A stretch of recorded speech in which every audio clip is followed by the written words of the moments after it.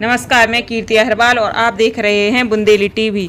Collector Sudhir Kumar Kochhar ने ग्राम सूखा में मिडिल स्कूल और हाई स्कूल का आकस्मिक निरीक्षण किया एवं मध्याह्न भोजन चखा। स्कूल में आने का रास्ता न होने पर सीईओ जनपद पथरिया को सड़क का एस्टीमेट तैयार करने दिए निर्देश। कलेक्टर सुधीर कुमार कोचर ने ग्राम सूखा के मिडिल स्कूल और हाई स्कूल का भ्रमण किया।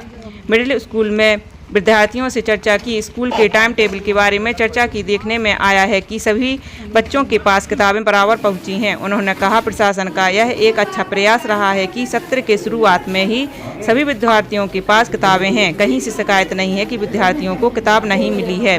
ये बात कलेक्टर सुधीर कुमार कोचर ने कही। कलेक्टर ने कहा वहां पर मध्याह्न भोजन देखा है, क्वालिटी ठीक लगी है। उन्होंने कहा यहाँ पर सबसे बड़ी समस्या यह है कि स्कूल में आने का रास्ता नहीं है। कई गांव के छात्र यहाँ आते हैं और रास्ता न होने के कारण दो बड़ी समस्याएं खड़ी हो गई हैं। पहला तो स्कूल में एडमिशन कम हो गए हैं और दूसरी समस्या यह है कि जो छात्र आ भी नहीं रहे हैं उनमें से कोई खेतों की मेड़ पर से आ रहा है तो कोई पानी में से आ रहा है। ऐसी स्थिति में बरसात के मौसम में कई तरह के जोखिम होते हैं। यह बिल्कुल भी उचित स्थिति नहीं है। इसके लिए कलेक्टर ने सीईओ जनपद पंचायत को निर्देश दिए हैं, यहाँ आकर सड़क का एस्टीमेट तैयार कराएं। इसके लिए हम जल्दी से जल्दी प्रयास करेंगे। पानी थोड़ा सा स्थिर हो उसके बाद इस पर काम शुरू कराया जाएगा। हाँ, आज मैंने मिडिल स्कूल और हाई स्कूल दोनों का विज़िट किया है। मिडिल स्कूल में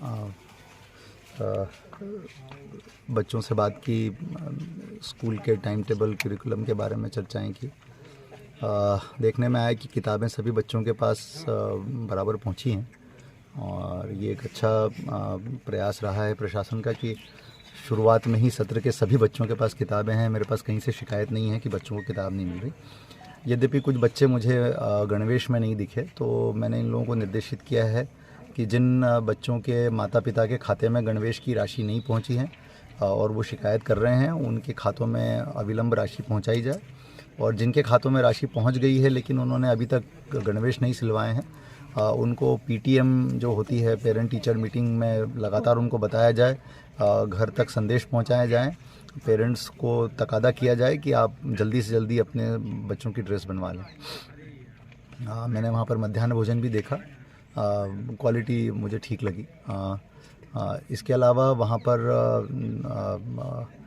CSR मद में कुछ कमरे बनने हैं। सो उसके लिए दो पुराने कमरे जो कि पूरी तरह से क्षतिग्रस्त हो गए हैं उनको तोड़ करके उस जगह पर बनेंगे, लेकिन जो क्षतिग्रस्त होना है वो कार्रवाई अभी तक नहीं हुई थी।